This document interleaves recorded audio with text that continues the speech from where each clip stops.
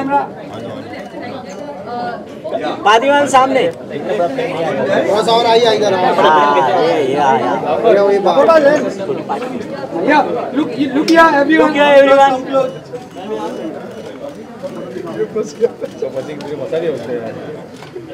Centre वाला view अरे भाई मिल रहा है ना। आती माझी लुक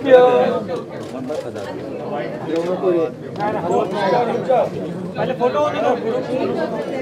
चलो भाई भाई मैडी सर का सोलो सबको एक एक सोलो करते हैं। फातिमा जी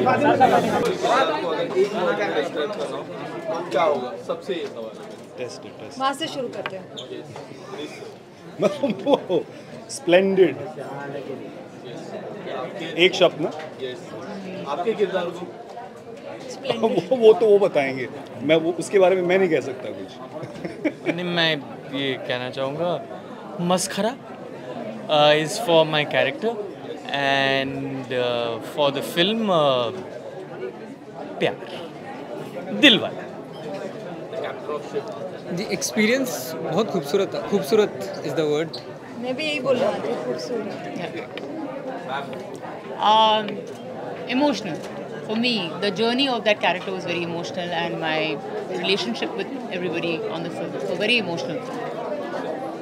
मेरे लिए भाई साहब भरा हुआ प्यार, जो एकदम दिल को भर देता है ना, वो वाला प्यार। मेरे लिए जादू की झलक। Because after watching the film, आपको लगता है कि आपको किसी ने बहुत अच्छा वार्म हग कर दिया। हेलो माधुरी सर, फातिमा फातिमा फैटी। ऐसा ये लव स्टोरी में क्या है, स्टोरी में क्या है जो आपको यस करने के लिए व्हाट मेड आप सब पूछा जा रहे हैं। फिल्म की कहानी बहुत प्यारी है, बहुत ऑनेस्ट है, और ऐसे लेयर्ड कैरेक्टर मैंने प्यार को लेके ऐसा लेयर्ड कैरेक्टर मैंने प्ले नहीं किया है, तो उस चीज़ को लेके मैं बहुत एक्साइटेड है। Who wouldn't want to work with, किसी भी हीरोइन को पूछ लो माधवन के साथ फिल्म में, वो कोई मना नहीं करने वाला है। And Vivek has been a very beautiful film. जितना अच्छा स्क्रिप्ट में था उससे बहुत अच्छा उन्होंने दिखाया और बनाया। मेरा प्यार का जो सिलसिला है और जर्नी है, वो रहना है तेरे दिल में से शुरू हुआ था। उस वक्त में भी उस उम्र की जो नौजवान है वो जिस तरीके से प्यार और इसका इजहार करते हैं, मैंने वही किया था। और इतने सालों बाद फिर से एक रोमांटिक स्टोरी करना, बीच में जब तन्नू वर्ड्स मनु आया था तब भी एक एज अप्रोप्रिएट था, पर इसमें मुझे ऐसे लोगों के साथ काम करने का मौका मिला जो एक तो दिल से बहुत ही ज़्यादा खूबसूरत है और बहुत ही नेक है, बहुत ही कला से प्यार करते हैं। तो एक सेट पे जाना जहाँ पे इतना सारा प्यार भरा हुआ है, वो एक एक्टर के लिए बहुत ही बड़ा ब्लेसिंग होता है। और उस सेट पे और उस उन लोगों के साथ एक लव स्टोरी को कहना जो कि एज अप्रोप्रिएट है, बहुत कम एक्टरों को मिलता है मुझे। तो जब मैंने ये कहानी सुनी और मुझे पता चला कि मैं एक 40+ ईयर का बंदा कर रहा हूँ, तो मुझे लगा कि इनका भी लव स्टोरी तो होता ही होगा। तो for me it was a wonderful journey from our stadium to आप जैसा।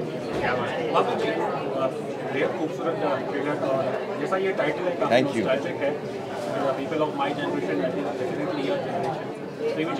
याद आती है हमें बिट्टू और the late great Nazia Hassan गाने की।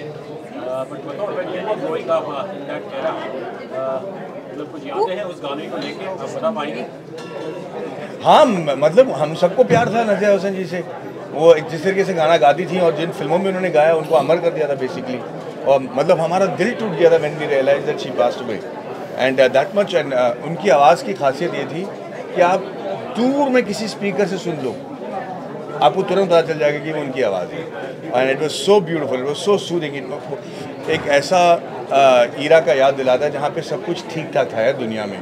आपको लगता था कि आपके सपने जो हैं 10 साल बाद साकार हो सकते हैं, आजकल तो लगता है कि 10 मिनट में बिखर जाएंगे। तो वैसे वाले माहौल की मतलब बहुत याद दिलाती है। एक सवाल माधवन जी और फातिमा जी से है, जैसा फिल्म की कहानी है और जो लीडिंग कैरेक्टर है श्री और इनका सिंगल होना, इसके पीछे क्या संजोग है, माहौल है, इनके विचार है या फिर इंडिविजुअल चॉइस? सब कुछ है, क्योंकि अगर आप सिंगल हो, आप एक रीज़न की वजह से नहीं, तो आपके ओपिनियंस, आपका जिस तरीके से आप प्यार करते हो, वो सब इतना क्लियर होता है कि जब तक आपको कोई एकदम प्यारा नहीं मिले तो तब तक आपको प्यार मतलब आप प्यार में नहीं पड़ते। हाँ, आजकल के ज़माने में हम लोग सब इकट्ठे होते हैं, जब सब भीड़ में रहते भी ना बहुत अकेला महसूस करते हैं भाई साहब। रात पे जब तकिए पे अपना सर रखते हो ना, आपको लगता है कि यार हमारे इर्द गिर्द हैं, वो हमारे नज़दीक हैं या नहीं। उस चीज़ को जो है एड्रेस किया है इस फिल्म में कि अकेलापन जो इस दुनिया की सबसे बड़ी बीमारी है, उसका क्या इलाज है। और कभी कभी रिश्तों में रहकर भी आप अकेले होते हैं। वही क्या हाँ, मनीष जी, मेरा सवाल आपसे है, आपका जो मैंने ट्रेलर देखा मुझे DDLJ की अमरीश पुरी जी की याद आ गई। DDLJ की जब भी चर्चा होती है शाहरुख साहब काजल खान के बाद अमरीश पुरी जी की चर्चा काफ़ी हो रही है। आपका कई हद तक सिमिलर वैसा है, तो आप किस तरह से देख रहे हो उस टाइप का किरदार करना? अब लोग जब आप जैसा कोई की बात करें तो उसमें इनके साथ मेरी चर्चा हो, बहुत अच्छी बात होगी।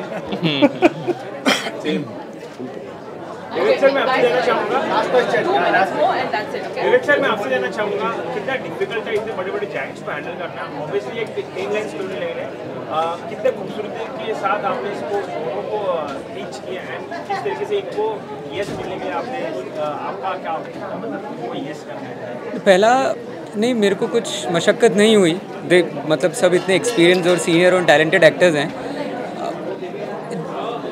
कनेक्ट बहुत अच्छे से हो गए हम सब लोग। और सबका औचित्य यही था कि यार फिल्म की बेहतरी के लिए क्या होगा। तो अगर किसी का ओपिनियन भी होता था, कोई सुझाव भी होता था, तो उस अहम से नहीं आया कि यार ये मेरा है। तो हम सब साथ में एक काम कर रहे थे, चाहे किसी का भी सुझाव हो, वो फिल्म की बेहतरी के लिए था। तो उस हिसाब से बहुत ही खूबसूरत एक्सपीरियंस रहा। दूसरा क्या था आपका सवाल? पिच नहीं, कहानी भेजी, पूरी बाकायदा स्क्रीन प्ले तैयार था हमारे पास, वो भेजा और दोनों को पसंद आया और हमने शुरू कर दिया सफ़र। Okay, ji. last question here, and that's it. We have seen a dialogue. I saw it where you both have said. We have seen a dialogue in the trailer where you both have said कि आप कौन होते हैं मुझे allow करने वाले हैं? Correct. Who are you to decide my boundaries? Correct. So are we going to see more of like womanhood and women standing for themselves in the movie, in this movie? You're going to see a person standing for themselves. Yeah, So it that's doesn't very well matter said. what gender you are. I think here Yeah. we are talking about an individual Yeah. जिसके of course society औरतों को ज़्यादा question करती है 100%, but यहाँ पे वो चीज़ को हम लोग काफ़ी प्यारे तरीके से और काफ़ी लेयर तरीके से हैंडल कर रहे हैं। ये वैसी प्रीची फिल्म नहीं है कि अरे हम किसी मुद्दे को लेकर आए और हम वो मुद्दे को ही टैकल करेंगे। ये मुद्दे वाली फिल्म नहीं है। इंडिविजुअल जर्नीज, ये एक जर्नी है और इमोशनल है और लेयर्ड है और बहुत लाइट और प्यारी फिल्म है। और सबसे ज़्यादा इम्पोर्टेंट ह्यूमरस है। भूमि नहीं, वही जो फातिमा ने कहा कि एक इंडिविजुअल जर्नी है, एक इंसान है जिसको लगता है शायद उसको ज़िंदगी में कुछ बदलाव चाहिए और क्या वो उसके लिए कुछ कर सकता है या कर सकती है, और आप कितनी मेहनत करते हैं to make those changes in your life, और what stands you take depends on your courage. So it's a journey of courage, I think, for all the characters. It takes a lot of guts for everybody to be where they are today. Even for them, for him, it's a lot of challenging your own self and your ideas and saying क्या मैं इनको निकल के तोड़ सकता हूँ, क्या मैं कुछ और सोच सकता हूँ या सोच सकती हूँ, you know. रणवीर साहब का इस फिल्म के साथ जुड़ना क्या वो मार्शल इत्तेफाक है या कहीं ना कहीं ऐसी कहानी उनके जीवन से भी रिलेट करती है? नहीं, उनका ही प्रोडक्शन हाउस है तो उनका जुड़ना तो लाजमी होगा।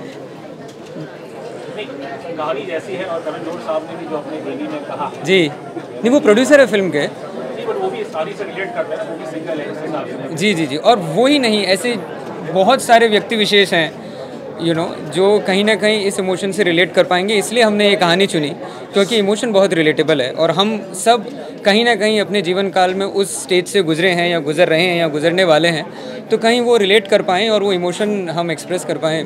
That was the intention.